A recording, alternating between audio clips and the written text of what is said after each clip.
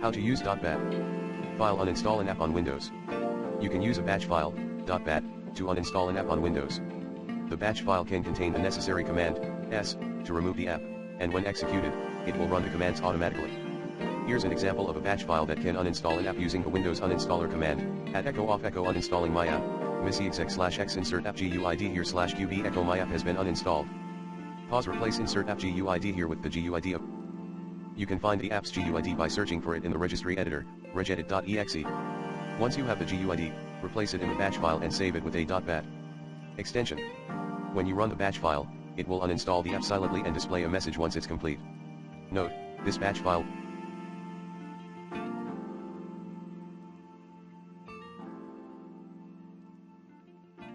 will delete the entire folder associated with the extension, so be sure to only use it for unwanted or malicious extensions that you're sure you want to remove. To find an app's GUID, globally unique identifier, on Windows, you can follow these steps. Open the Windows registry editor by typing regedit in the start menu search bar and pressing enter. In the registry editor, navigate to the following location, hkey_local_machine /software/Microsoft/Windows/current version/uninstall/ under the uninstall key, you will see a list of installed applications. Scroll through the list or use the search bar to locate the app for which you want to find a GUID. Click on the apps folder.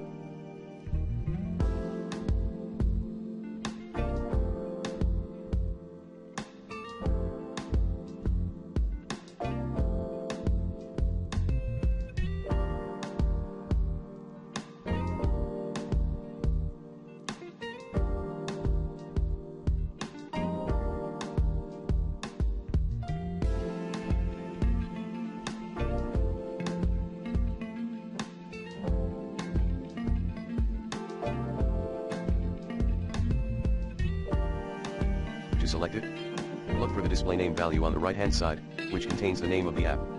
Note down the value of the UninstallString key, which contains the path to the uninstaller. Open command prompt and type product get name identifying number to get a list of all installed applications and their corresponding GUIDs. Scroll through the list or use the search bar to locate the app for which you want to find a GUID.